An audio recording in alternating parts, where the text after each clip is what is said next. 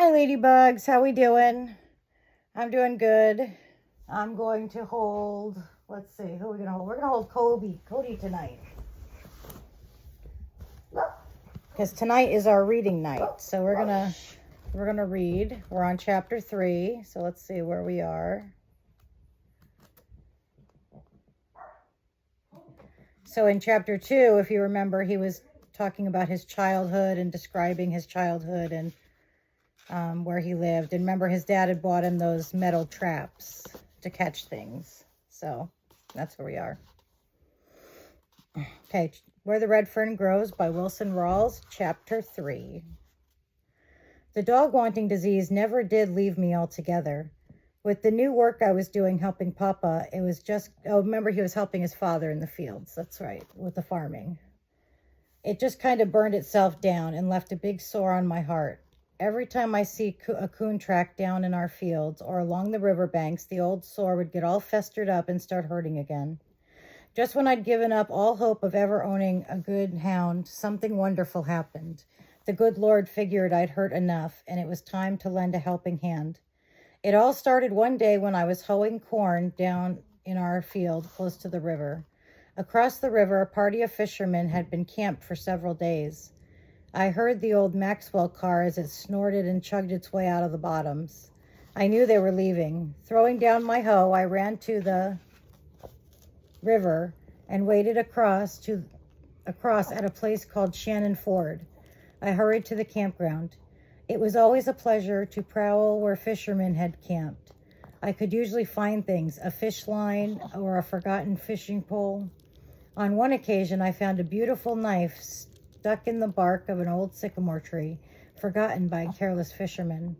But on that day, I found the greatest treasure, a sportsman's magazine discarded by the campers. It was a real treasure for a country boy.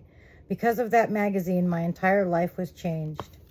I sat down on an old sycamore log and started thumbing through the leaves.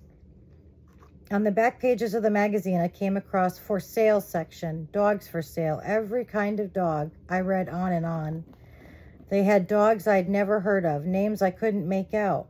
Far down in the right-hand corner, I found an ad that took my breath away. In small letters, it read, "Registered red-bone coonhound pups, $25 each." The advertisement was from a kennel in Kentucky. I read it over and over. By the time I had memorized the ad, I was seeing dogs, hearing dogs, and even feeling them. The magazine was forgotten. I was lost in thought. The brain of an 11-year-old boy can dream some fantastic dreams. How wonderful it would be if I could have 2 of those pups. Every boy in the country but me had himself a good hound or 2. But $50, how could I ever get $50? I knew I couldn't expect help from my mama and papa. I remembered a passage from the Bible my mother had read to us. God helps those who help themselves. I thought of the words. I mulled them over in my mind again and again. I decided I'd ask God to help me. There on the banks of the Illinois River, in the cool shade of a tall white sycamore, I asked God to help me get 2 hound pups. It wasn't much of a prayer, but it did come straight from the heart. When I left the campground of the fishermen, it was late. As I was walking along, I could feel the hard bulge of the magazine jammed deep in the pocket of my overalls. The beautiful silence that follows the setting sun had settled over the river bottoms. The coolness of the rich black soil felt good to my bare feet. It was the time of day when all furried things come to life. A big swamp rabbit hopped out onto the trail, sat on its haunches, stared at me, and then scampered away. A mother gray squirrel ran out on a limb of a bur oak tree. She barked a warning to the 4 furry balls behind her. They melted from sight in the thick green. A silent gray shadow drifted down from the top of a tall sycamore. There was a squeal and a beating of wings. I heard the tinkle of a bell in the distance ahead. I knew it was Daisy, our milk cow, and I'd have to start her on the way home. I took the magazine from my pocket, and again I read the ads. Slowly, a plan began to form. I'd save the money. I could sell stuff to the fishermen, crawfish, minnows, and fresh vegetables. In berry season, I could sell all the berries I could pick from my grandfather's store. I could trap in the winter. The more I planned, the more real it became. There was a way to get those pups, save my money. I could almost feel the pups in my hands. I planned the little doghouse and where to put it. Collars I could make. Oops, I think I skipped a page. Collars I could make myself. Then the thought came, what would I name them? I tried name after name, voicing them out loud. None seemed to fit. Well, there would be plenty of time for names later. Right now, there was something more important. $50, a fabulous sum, a fortune, far more money than I'd ever seen. Somehow, some way, I was determined to have it. I had 23 cents, a dime I earned running errands for my grandpa, and 13 cents a fisherman had given me for a can of worms. The next morning, I went to the trash pile behind our barn. I was looking for a can, my bank. I picked up several, but they didn't seem to be what I wanted. Then I saw it, an old KC baking powder can. It was perfect, long and slender with a good tight lid. I took it down to the creek and scrubbed it with sand until it was bright and new looking. I dropped the 23 cents in the can. The coins looked so small lying there on the shiny bottom, but to me it was a good start. With my fingers, I tried to measure how full it would be with $50 in it. Next, I went to the barn, up in the loft, far back over the hay and under the eaves. I hid my can. I had a start towards making my dreams come true. 23 cents. I had a good bank, safe from rats and from rain and snow. Although all through that summer I worked like a beaver in the small creek that wormed its way down through our, sorry, the dog's distracted me. In the small creek that wormed its way down through our fields, I caught crawfish with my bare hands. I trapped minnows with an old screen wire trap I made myself, baited with yellow cornbread from my mother's kitchen. These were sold to fishermen along with fresh vegetable and roasting ears. I tore my way through the blackberry patches until my hands and feet were scratched raw and red from the thorns. I tramped over the hills seeking out the huckleberry bushes. My grandfather paid me 10 cents a bucket for my berries. Once Grandpa asked me what I did with the money. I told him what I did with the money I earned. I told him I was saving it to buy some hunting dogs. I asked him if he would order them for me when I had saved enough, and he said he would. I asked him not to say anything to my father. He promised he wouldn't. I'm sure Grandpa paid little attention to my plans. That winter, I trapped harder than ever with the 3 little traps I owned. Grandpa sold my hides to fur buyers who came to his store all through the fur season. Prices were cheap, 15 cents for a large possum hide, 25 cents for a good skunk hide. Little by little, the nickels and dimes added up. The old KC baking powder can grew heavy. I would heft its weight in the palm of my hand. With a straw, I'd measure from the lip of the can to the money. As the months went by, the straws grew shorter and shorter. The next summer, I followed the same routine. Would you like to buy some crawfish or minnows? Maybe you'd like some fresh vegetables or roasting ears. The fishermen were wonderful, as true sportsmen are. They seemed to sense the urgency in my voice and always bought my wares. However, many was the time I'd find my vegetables left abandoned in the camp. There was never a set price. Anything they offered was good enough for me. A year passed. I was 12. I was over the halfway mark. I had $27.46. My spirits soared, and it made me work even harder. Another year crawled slowly by, and then the great day came. The long, hard grind was over. I had it, my $50. I cried as I counted it over and over. As I set the can back in the shadowy eaves of the barn, it seemed to glow with the radiant whiteness I had never seen before. Perhaps it was all my imagination. I just don't know. Lying back in the soft hay, I folded my hands behind my head, closed my eyes, and let my mind wander back over the 2 long years. I thought of the fishermen, the blackberry patches, and the huckleberry hills. I thought of the prayer I had said when I asked God to help me get 2 hound pups. I knew he had surely helped, for he had given me the heart, courage, and determination. Early the next morning, with the can jammed deep in the pocket of my overalls, I flew to the store. As I trotted along, I whistled and sang. I felt as big as the tallest mountain in the Ozarks. Arriving at my destination, I saw 2 wagons were tied up at the hitching rack, and I knew some farmers had come to the store, so I waited until they left. As I walked in, I saw my grandfather behind the counter, tugging and pulling. I worked the can out of my pocket and dumped it out in front of him and looked up. Grandpa was dumbfounded. He tried to say something, but it just wouldn't come out.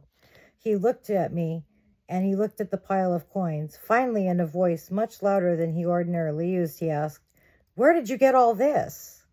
"I told you, Grandpa," I said. "I was saving my money so I could buy 2 hound pups, and I did. You said you would order them for me. I've got the money, and now I want you to order them." Grandpa stared at me over his glasses and then back down at the money. "How long have you been saving this?" he asked. "A long, long time, Grandpa," I said stubbornly. "How long?" he asked. I told him 2 years. His mouth flew open. In a loud voice, he said, 2 years? I nodded my head. The way Grandpa stared at me made me uneasy. I was on pins and needles. Taking his eyes from me, he glanced back at the money. He saw the faded yellow piece of paper sticking out from the coins.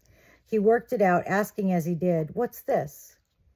I told him it was an ad, telling him where to order my dogs. He read it, turned it over, and glanced at the other side. I saw the astonishment leave his eyes and the old friendly grandfather look come back, and I felt much better. Dropping the paper back on the money, he turned and picked up the old turkey feather duster and started dusting where there was no dust. He kept glancing at me out of the corner of his eye as he walked slowly around to the other end of the store, dusting here and there. He put the duster down and came back from behind the counter and walked up to me. Laying a friendly old work-calloused hand on my head, he changed the conversation altogether, saying, "Son, you need a haircut." I told him I didn't mind. I didn't like my hair short. Flies and mosquitoes bothered me. He glanced down at my bare feet and asked, "How come your feet are cut and scratched like that?" I told him it was pretty rough picking blackberries barefoot. He nodded his head. It was too much for my grandfather. He turned and walked away. I saw the glasses come off and the old red handkerchief come out. I heard the good excuse of blowing his nose. He stood for several seconds with his back towards me. Then he turned around. I noticed his eyes were moist. In a quavering voice, he said, "Well, son, it's your money. You worked for it, and you worked hard. You got it honestly, and you want some dogs. We're going to get those dogs. Be damned, be damned."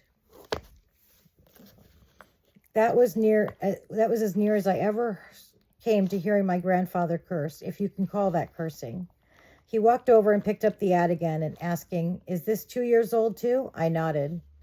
"Well," he said, "first thing we have to do is write this outfit. There may not even be a place like this in Kentucky anymore. After all, a lot of things can happen in 2 years. Seeing that I was worried, he said, "Now you go on home. I'll write these kennels, and I'll let you know when I get an answer. If we can't get the dogs there, I'm sure we can get them someplace else.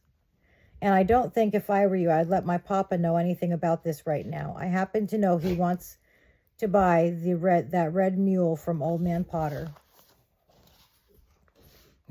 I told him I wouldn't and turned to leave the store. As I reached the door, my grandfather said in a loud voice, "Say, it's been a long time since you've had any candy, hasn't it?" I nodded my head, my shaggy hair bobbing around. He asked, "How long?" I told him, "A long time, Grandpa." "Well," he said, "we'll have to do something about that then, won't we?" Walking over behind the counter, he reached out and got a sack. I noticed it wasn't one of the nickel sacks. It was one of the quarter kind. My eyes never left my grandfather's hand. Time after time, it dipped in and out of the candy counter. Peppermint sticks, jawbreakers, horehound, and gumdrops. The sack bulged, and so did my eyes. Handing the sack to me, he said, "Here, first big coon you catch with those dogs, you can pay me back." And I promised him I would. On my way home, with a jawbreaker in one side of my mouth and a piece of horehound in the other, I skipped and hopped, making half an effort to try and whistle and sing, and couldn't for the candy. I had the finest grandpa in the world, and I was the happiest boy in the world. I wanted to share my happiness with my sisters, but decided not to say anything about ordering the pups. Arriving home, I dumped the sack of candy out on the bed, 6 little hands helped themselves. I was well repaid by the love and adoration I saw in the wide blue eyes of my 3 little sisters. Well, that's chapter 3. So what did you guys think? Do you guys know what whorehound is? I know what jawbreakers are and gumdrops and licorice, but what's whorehound? Is that like a can? I mean, obviously it's a candy because he said his grandfather got it from the candy display. But I've never heard of that, whorehound. It was spelled Horehound. So if you guys know what that is, put it in the comments down below because I'm curious. It would be interesting to find out. Cody really enjoyed the story. He looks like he's drifting off to sleep. He's getting to be a tired boy, huh? Mommy just read you a story and you got tired. I really enjoy reading to you guys, so I hope you're enjoying it too. So today's Tuesday. Friday, we'll do the next chapter. We'll do chapter 4. And it's going to start getting really good, so I think you'll like it. Don't forget to subscribe, like, comment, and share. Remember, it really helps the algorithm, and every like, every subscribe really helps my channel.